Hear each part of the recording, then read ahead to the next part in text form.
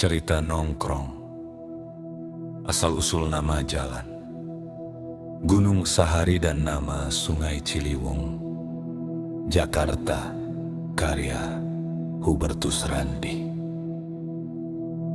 Pendengar yang baik hati, kita bertemu lagi dengan cerita nongkrong kali ini dengan judul Asal-usul nama jalan Gunung Sahari dan nama Sungai Ciliwung, yang ditulis oleh Hubertus Randi. Pada masa lalu, akhir-akhir masa pemerintahan Belanda, pada sekitar pemukiman sisi jalan yang menghubung wilayah Ancol dan Mester, Jatinegara. Di pemukiman itu sering terjadi perampokan, penindasan, dan pemerkosaan gadis-gadis penduduk, yang mana pelakunya adalah sekelompok jawara yang bekerja pada kolonial Belanda. Setiap pengaduan penduduk pada pemerintah tidak pernah diindahkan. Tersebutlah seorang pemuda yang bernama Khodang. Ia seorang pengembara dari Banten yang kebetulan lewat di pemukiman tersebut. Karena rasa kemanusiaannya, ia membantu penduduk melawan jawara-jawara tersebut hingga ia diklaim sebagai musuh company. Khodang merampok harta pembesar-pembesar company. Hasilnya ia bagikan pada penduduk. Khodang selalu dicari-cari company sampai akan dihukum gantung. Khodang pun menghilang dari pemukiman itu, dan jawara-jawara kaki tangan company kembali dengan leluasa merampok penduduk hingga bahan makanan, hingga para penduduk tidak satu pun yang berani keluar rumah. Wabah penyakit pun tersebar, wabah busung, lapar, dan pes. Hal itu sampai ke telinga Khodang. Khodang tak mampu mengobati penduduk dari wabah tersebut. Ia memutuskan untuk kembali ke atas Gunung Karang, Banten, dan menceritakan tentang wabah penyakit tersebut. Sang guru yang bernama Kisari ikut bersama Khodang untuk mengobati penduduk. Suatu keanehan terjadi. Makanan di dalam bungkusan yang dibawa oleh Kisari tidak pernah habis, walaupun sudah diberi pada setiap penduduk. Dan Kisari memerintahkan Khodang dan para penduduk untuk menanam pohon liwung di tepi sungai kecil. Pohon sejenis aren, yang mana dengan tumbuhnya pohon-pohon tersebut bisa mengaburkan penglihatan company dan jawara-jawaranya, sehingga mereka menganggap wilayah penduduk itu telah kosong dan tak berpenghuni, hingga pohon liwung menjalar ke seluruh tepi sungai.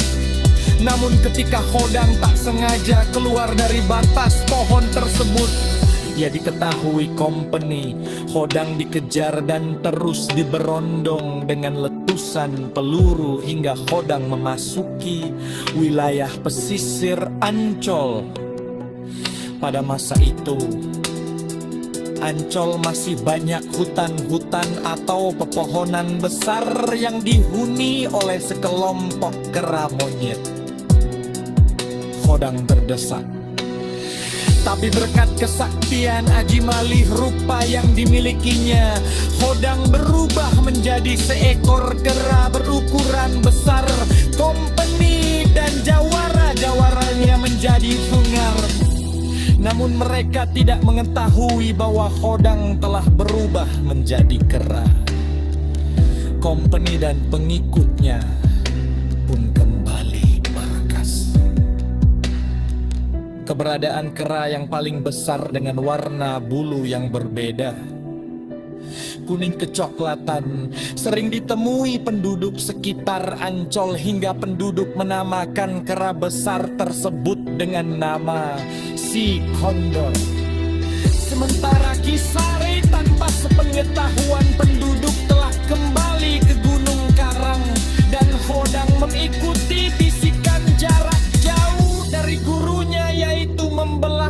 kayu-kayu pohon di pesisir Ancol. Waktu yang cukup lama Khodang beradaptasi dengan kera-kera Ancol.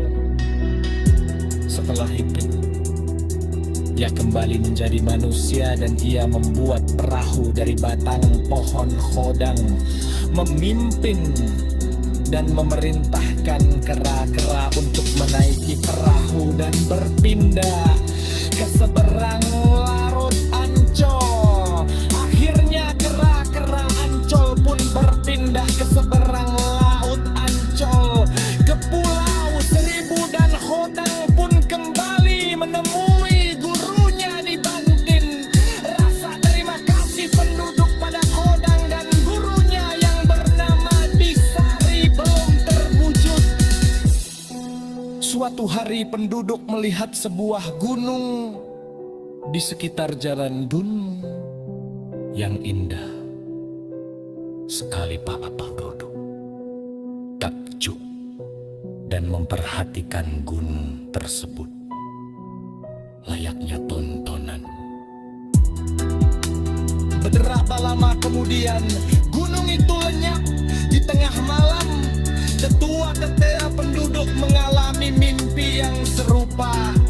Mereka bermimpi didatangi Kisari dan diberi pesan supaya memberi nama jalan itu dengan nama Jalan Gunung Sahari, dan Songali itu supaya diberi nama Sungai Ciliwung.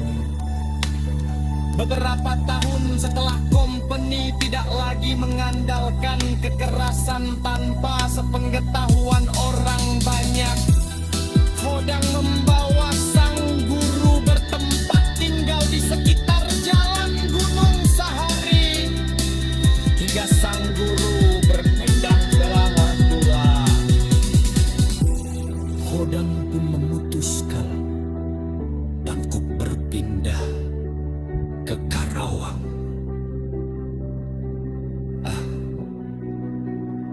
Nah, pendengar yang baik hati, terlepas benar atau tidaknya cerita tersebut, setiap orang memiliki cerita dan versinya masing-masing. Begitulah versi dari sana.